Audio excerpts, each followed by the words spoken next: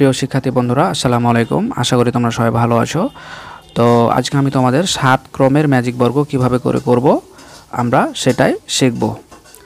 তো 7 ক্রমের ম্যাজিক বর্গ করার জন্য আমরা প্রথমে 7টি করে ঘর টানব। দেখো 1 2 3 4 5 6 7 আমরা সাইড দিকে টেনেছি 7টা এবং ওপর নিচ দিকেও কিন্তু 7টা করে ঘর টানতে হবে। অর্থাৎ 1 2 3 4 5 6 7 এই সাইডের দিকেও আছে 7টা, ওপর নিচ দিকেও আছে 7টা, কারণ আমরা এখন করছি 7 ক্রমের ম্যাজিক বর্গ। তাই তো আমরা এখন যে কাজটি করব করার জন্য আমরা বাম দিক থেকে 3টি ঘর নির্বাচন করব। দেখো 1 2 3, আবার দেখো ডান দিক থেকে 3টা ঘর 1 2 3। খেয়াল করো, বাম দিক থেকে 3টা ঘর এবং ডান দিক থেকে 3টা ঘর বাদ দিলে আমরা যে মাঝের যে ঘরটি পাই, ঠিক আছে, আমরা মাঝের যে ঘরটি পাই সেখানে আমরা লিখব 1। ঠিক আছে, আমরা বাম দিক থেকে 3টা ঘর বাদ দিলাম, ডান দিক থেকে 3টা ঘর বাদ দিলাম, তারপরে মাঝের যে ঘরটি রয়েছে তার উপরে আমরা বসালাম 1। তো তোমরা এর আগে নিশ্চয়ই যে দেখেছো যে 3 ক্রমের তারপরে 5 ক্রমের ম্যাজিক বর্গতে তোমরা দেখেছো যে এটা নিয়ম হচ্ছে আড়াআড়িতে যাবে। ঠিক আছে, আড়াআড়িভাবে ঘরগুলো বসবে। যারা তোমরা এখনও সেই ভিডিওগুলো দেখোনি তোমরা ইচ্ছে করলে দেখতে পারো। তো দেখো এখানে বসলো 1। এখন আমরা করতে পারি কি, আমরা জানি যে আড়াআড়িভাবে যাবে এবং আড়াআড়ি যাওয়ার সময় দেখো এখানে কিন্তু একটা ঘর থাকার কথা ছিল, কিন্তু যেহেতু এখানে কোনো ঘর নেই তাই এখন আমরা তাকাবো বাম দিকে কোনো ঘর আছে কি না। এর সামনে বাম দিকে কোনো ঘর আছে কি না আমরা সেটা দেখব। তো দেখো এখানে কিন্তু ঘর কোনো নেই। তো যেহেতু এখানে কোনো ঘর নেই তাই আমরা দেখব কি যে এখানে 1 লিখেছি তার ডান দিকের ঘরের নিচ দিকে কোনো ফাঁকা জায়গা আছে কি না। তো দেখো এখানে কিন্তু একটা ফাঁকা জায়গা রয়েছে, তাই আমরা এখন এখানে লিখতে পারি 2। ঠিক আছে, তাহলে এখন 2টা কীভাবে করে বসালাম, দেখো ডান দিকে যাওয়ার কথা ছিল, কোনাকোনিভাবে যখন যাচ্ছিলো এখানে একটা ঘর থাকার কথা ছিল, যেহেতু নাই বাম দিকে তাকালাম সেখানেও কোনো ঘর নাই, তাই আমরা এ ঘরের নিচ দিকে ডান দিকে যে ঘরটা রয়েছে সেখানে আমরা 2 বসালাম। তো এটা ধর্ম হচ্ছে আড়াআড়িভাবে চলতেই থাকবে। তো দেখো এখানে আমরা 3 বসালাম, দেখো এখানে আড়াআড়িভাবে চলতে আছে। এবার আমরা 4 বসালাম। তো খেয়াল করো এখানে কিন্তু একটা ঘর থাকার কথা ছিল, কিন্তু যেহেতু এখানে কোনো ঘর নেই আমরা নিয়মটা আমাদের কী ছিল যে আমরা তাকাবো বাম দিকে কোনো ঘর ফাঁকা আছে কিনা। তো দেখো যে সংখ্যাটা আছে 4 তার উপরের ঘরের বাম দিকে কিন্তু একটা ঘর ফাঁকা রয়েছে, তো আমরা সেখানে কিন্তু তার পরের সংখ্যাটা বসাবো। তো এখানে আমি 5 বসালাম। তারপরে ফের আড়াআড়িভাবে চলতে থাকবে, দেখো আড়াআড়িভাবে চলতে আছে। এখানে বসবে 7। তো এখানে দেখো 7 বসার পরে এখানে কিন্তু ঘরটা আগে থেকেই দখল করে ঘরটা বসা আছে। তো চলার সময়তে যদি কোনো জায়গাতে বাধা পাই, অর্থাৎ আগে থেকেই যখন কোনো সংখ্যা ঘর দখল করে বসে থাকবে তখন কিন্তু আমরা 1 ঘর নিচ দিকে নামবো। দেখো 7-এর এখানে শেষ হয়েছিল, তো আমরা এখন 1 ঘর নিচ দিকে যদি নামি তাহলে আমরা এখানে এখন 8 লিখব। ঠিক আছে, তাহলে আমরা কি শিখলাম যে যখন বাধা পাবে তখন আমরা 1 ঘর নিচ দিকে নামবো, তারপর তখন সেখানে সংখ্যাটা লিখব। তাহলে এখানে 8 লিখলাম। এবার আগের নিয়ম অনুসারে আবার কোনাকুনি চলতে থাকবে, এখানে বসবে 9।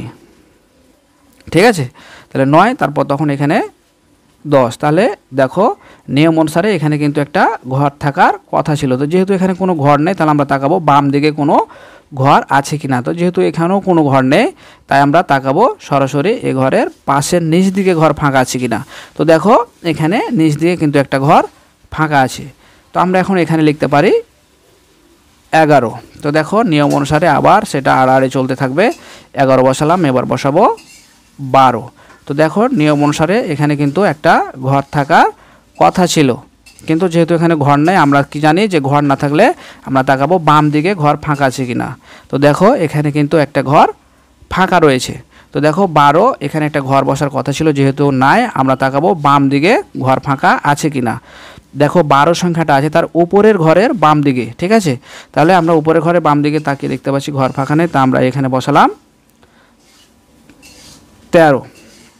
13 পরে ফের আড়াআড়িভাবে চলতে থাকবে। এখানে আমরা বসালাম 14।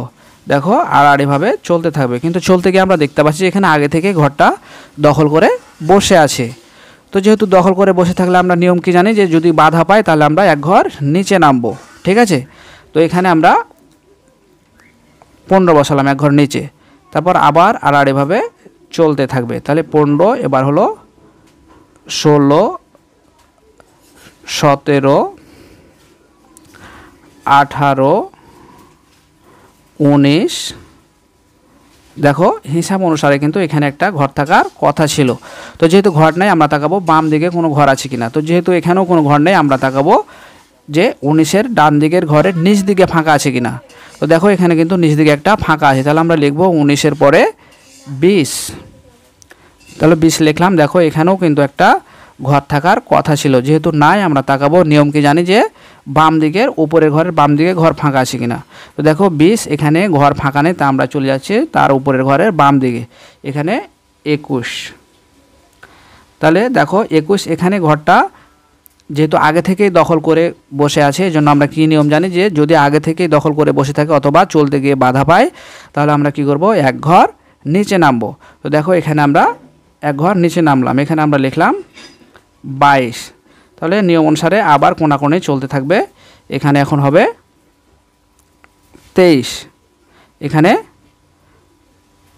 24, তারপরে 25, এখানে 26। দেখো সবগুলো কিন্তু কোণাকোণেভাবে চলে যাচ্ছে। 26-এর পরে 27, এখানে 28। দেখো নিয়ম অনুসারে এখানে কিন্তু একটা ঘর থাকার কথা ছিল।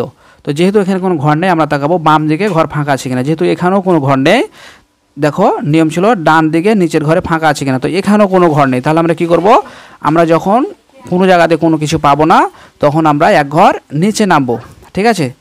যখন আমরা কোনো জায়গাতে কোনো কিছু পাবো না তখন এক ঘর নিচে নামবো। তাহলে এখানে 28-এ যখন আমরা কোনো কিছু পেলাম না তখন আমরা এক ঘর নিচে নামবো। তাহলে 28, তারপর এখন এখানে বসবে 29।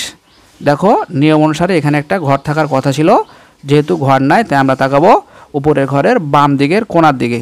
দেখো উপরের ঘরের বাম দিকে কোণার দিকে একটা ঘর কিন্তু ফাঁকা রয়েছে, তাই আমরা সেখানে বসাবো। এখানে বসালাম 30। দেখো এখানে কিন্তু নিয়ম অনুসারে একটা ঘর থাকার কথা ছিল, যেহেতু এখানে ঘর নেই তাই আমরা বাম দিকে তাকাবো। বাম দিকেও এখানেও কোনো ঘর নেই, তাই আমরা এখন তার পাশের ঘরের নিচ দিকে দেখবো যে ফাঁকা আছে কিনা। তো দেখো এখানে কিন্তু একটা ফাঁকা জায়গা রয়েছে, তাহলে এখানে এখন কত হলো, 31। আমি 31 লিখলাম, তারপর আবার কোণাকোণিভাবে চলতে থাকবে। এখানে 32, তারপর তখন 33, 34, 35। দেখো এখানে কিন্তু নিয়ম অনুসারে ঘরটা ফাঁকা থাকার কথা ছিল। তো যেহেতু আগে থেকেই দখল করে বসে আছে তাই আমরা কি জানি যে যখন চলতে গিয়ে বাধা পাবো তখন আমরা এক ঘর নিচে নামবো। তো আমি সে অনুসারে এখানে 36 বসালাম। আবার আড়াআড়ি চলতে থাকবে, তাহলে হচ্ছে 37। দেখো এখানে কিন্তু একটা ঘর থাকার কথা ছিল, যেহেতু ঘর নাই তাই এখন সরাসরি চলে যাবে উপরের ঘরের বাম দিকের কোণাতে। তাহলে 37-এর পরে হচ্ছে 38।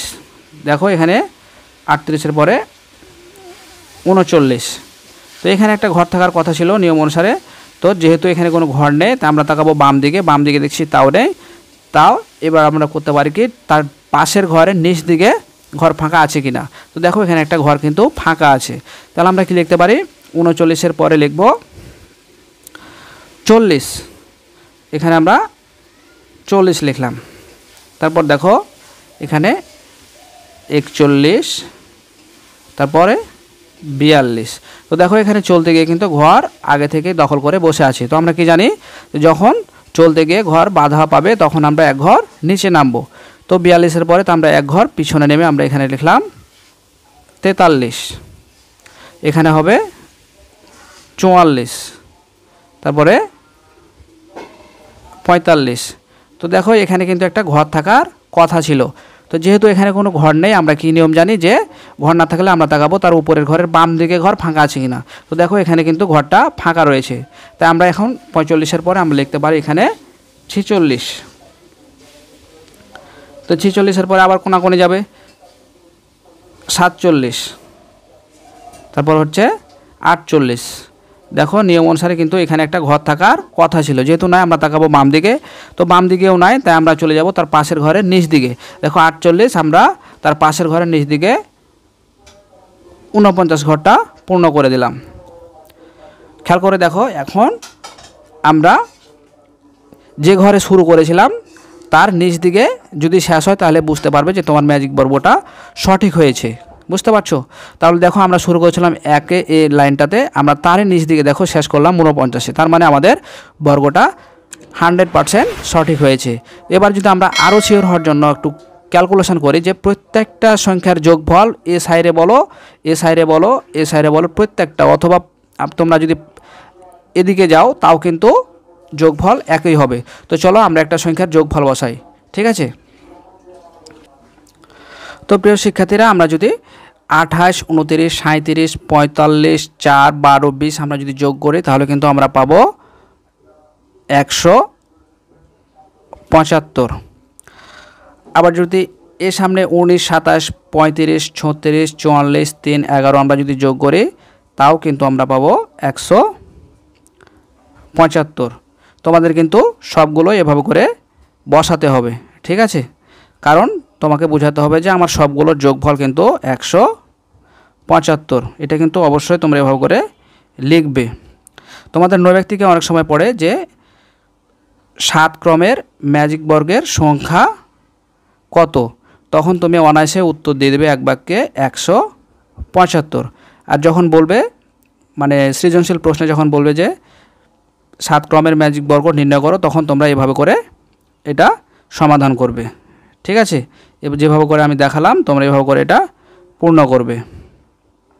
তারপর তখন এভাবে করে সুন্দর করে তোমরা সবটাই এভাবে করে যোগফল 175 এটা কিন্তু অবশ্যই অবশ্যই বসিয়ে দিবে, নাহলে কিন্তু সারে নাম্বার কেটে নেবে।